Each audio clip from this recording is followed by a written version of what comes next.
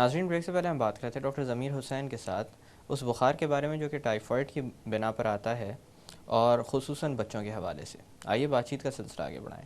Doctor صاحب، جیسے کہ بات ہو رہی تھی ٹائیفائڈ کی اور ہم ڈسکس کر رہے تھے ان راستوں کو جس سے یہ مرض ایک انسان سے دوسرے انسان تک پھیلتا ہے.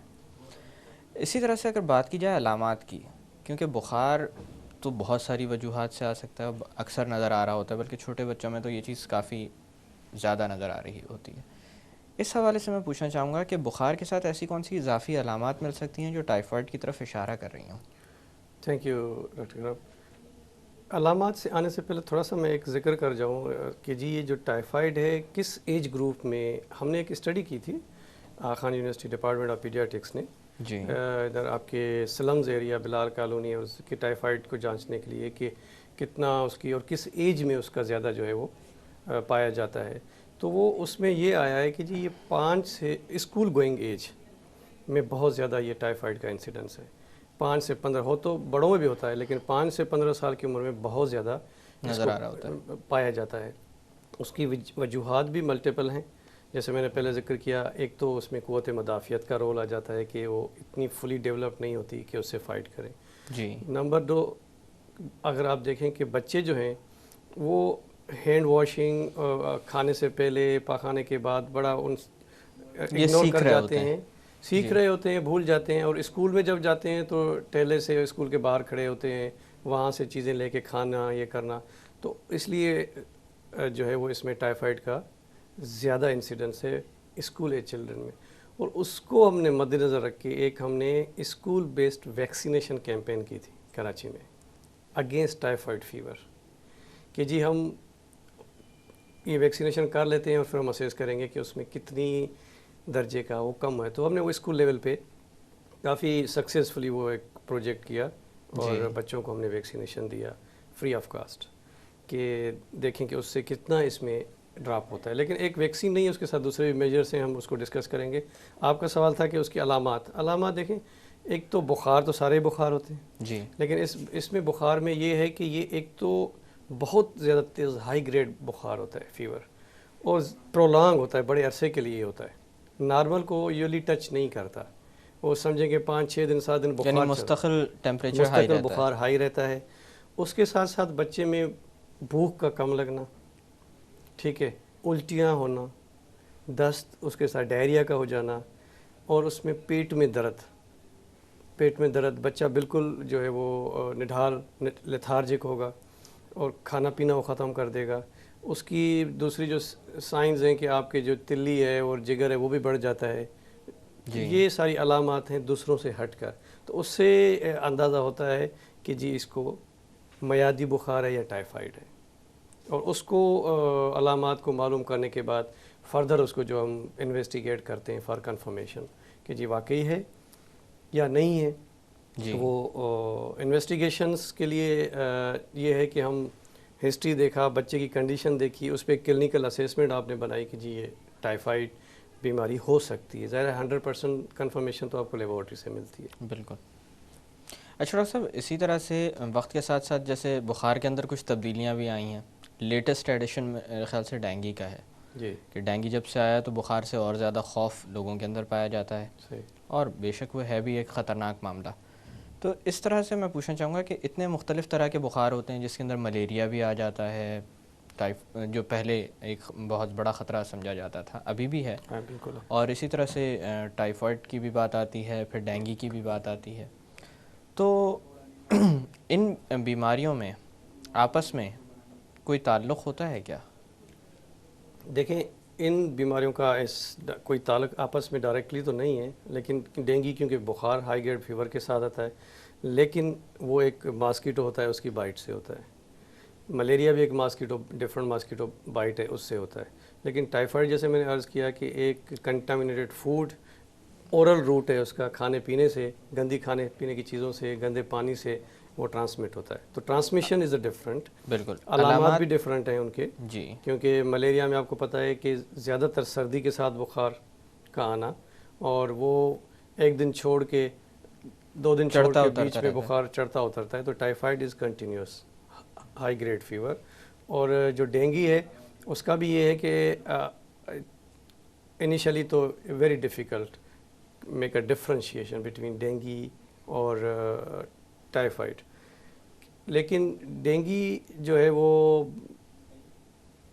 2-3 دن کے بعد بخار تو اس کا اترنا شروع ہو جاتا ہے، لیکن دوسری علامات اس کے ساتھ شروع ہو جاتی ہیں. لیکن اس کا جو ہے وہ کنٹینیو، باقی لیبارٹری ٹیسٹ ہیں جس سے آپ ڈفرینشیٹ کر سکتے ہیں. ڈاکٹر صاحب ایکسپوجر کے، یا جیسے کہ ہم نے ڈسکس کیا تھا کہ ایک انسان سے جب دوسرے انسان کو یہ بیماری لگتی ہے تو اس طرح کے ایکسپوجر کے کتنے عرصے بعد علامات سامنے آتی ہیں، یا کوئی ایسا بھی موقع ہوتا ہے جس کے اندر بیماری تو جسم میں موجود رہتی ہو لیکن کوئی علامات نہ آ رہی ہوتی ہوں؟ بالکل، جیسے جسم میں بیکٹیریا تو چلا جاتا ہے، بیکٹیریمیا تو رہتا ہے، لیکن وہ بخار نہیں سائن سمٹمس ابھی نہیں ڈیولپ ہوتے ہیں، کیونکہ وہ یا تو اتنے اماؤنٹ میں نہیں ہوتے کہ اس کو وہ سائن سمٹمس اور اس کو افیکٹ کریں.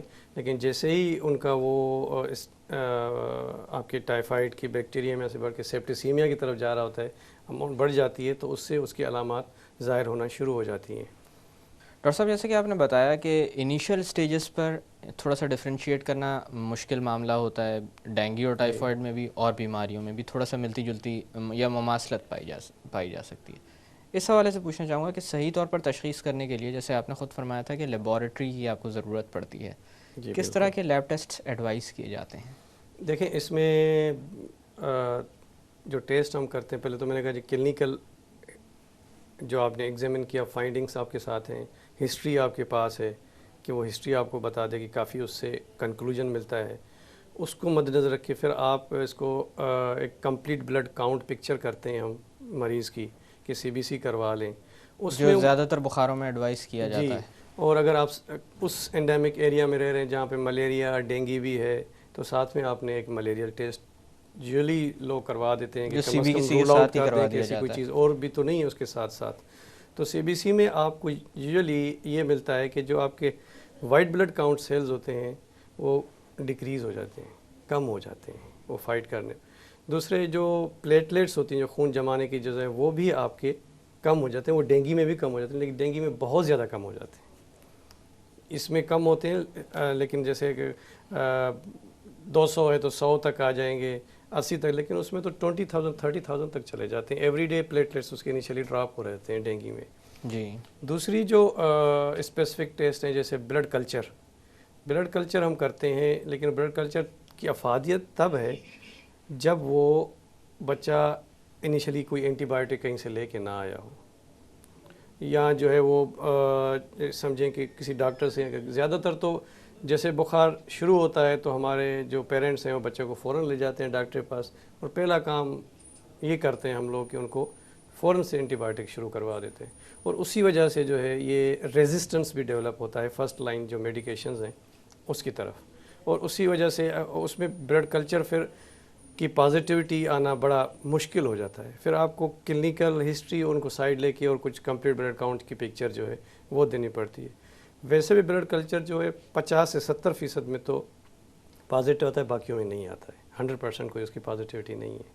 جی. پہلے تو بون میرو بھی کلچر کرتے تھے، لیکن کیونکہ وہ بڑا انویزو پروسیجر ہے تو اس کو ایوائڈ کرتے ہیں. پی سی آر کرتے ہیں اس کے لیے، لیکن وہ اتنا کامنلی یوز نہیں، ایکسپینسو ہے. اس کے ساتھ جیسے ٹائفی ڈاٹ ہے، وہ ایک ارجنٹ آپ کو بتا سکتی ہے کہ جی ٹائفی ڈاٹ ودن 24-48 آورس میں کہ یہ ٹائیفائڈ پازیٹیو ہے. اگر اس کا پازیٹیو ہے دیٹ مینس ٹائیفائڈ ہے، لیکن وہ آپ کو یہ نہیں بتائے گی کہ کس اینٹی بایوٹک سے اس کو سینسٹیوٹی ہے. جی. اگر وہ ٹائفی ڈاٹ نیگیٹو ہے اس کا مطلب یہ نہیں ہے کہ ٹائیفائڈ نہیں ہے، کیونکہ یہ ایشو ہے اس کے ساتھ. تو ہمارے پاس یہ لمیٹڈ ریسورس ہے. جیسے میں نے کہا اب وڈال ٹیسٹ پہلے ہوتا تھا، لیکن that is not used any more. Not used کیونکہ it's not reliable, false positive اس کے کافی چانسز ہوتے ہیں. جی. تو یہ آپ کی اپنی کلینکل اسیسمنٹ ہے along with this laboratory test کہ آپ کر کے اس کو ٹریٹ کریں. اچھا ڈاکٹر صاحب، ٹائیفائڈ کے ساتھ دو معاملات یا دو سوالات میں نے اکثر و بیشتر مریضوں سے سنے ہیں. یہ ہے کہ کیا ٹائیفائڈ کی وجہ سے بال گر جاتے ہیں، اور اسی طرح سے کیا ٹائیفائڈ ہڈیوں میں بھی بیٹھ جاتا ہے. یہ باتیں کس حد تک درست ہیں؟ نہیں، دیکھیں اگر ٹائیفائڈ کو آپ ٹریٹ نہ کریں، جیسے میں نے کہا اس کی کمپلیکیشنز ہیں کہ ایک تو آپ کو میں نے کہا آنتوں کا پھٹ جانا، دوسرا اوسٹیوملائٹس بھی ٹائیفائڈ کی وجہ سے ہو جاتا ہے. تو اگر وہ ہڈیوں میں بیٹھ جانے کا مطلب ہے کہ آپ نے ٹریٹ نہیں کیا، کسی جا کے جوائنٹ میں اس نے انفیکشن کر دیا. نیمونیا بھی کر سکتا ہے، اوسٹیوملائٹس بھی کر سکتا ہے. بال گرنے سے اس کا کوئی سچ ڈائریکٹ ریلیشن نہیں ہے، لیکن کیونکہ وہ اس النیس کے دوران نہ کوئی وہ کھا پی رہا ہوتا ہے، بالکل بچہ میل نرش ہو جاتا ہے، کمزور ہو جاتا ہے، تو اس کمزوری کی وجہ سے کوئی ایسے چیزیں ہو سکتی ہیں واضح، لیکن اس سچ اس کا ڈائریکٹ ٹائیفائڈ سے کوئی تعلق نہیں۔ ڈاکٹر صاحب یہاں پہ تھوڑی دیر کی باتوں کا سلسلہ روکتے ہیں ناظرین، وقت ہو ایک چھوٹی سی کمرشل بریک کا۔ بریک سے واپس آ کر ٹائیفائڈ کے متعلق خاص کر اس کے علاج کو اور اس سے بچاؤ کو مد نظر رکھتے ہوئے بات کی جائے گی۔ Stay with us.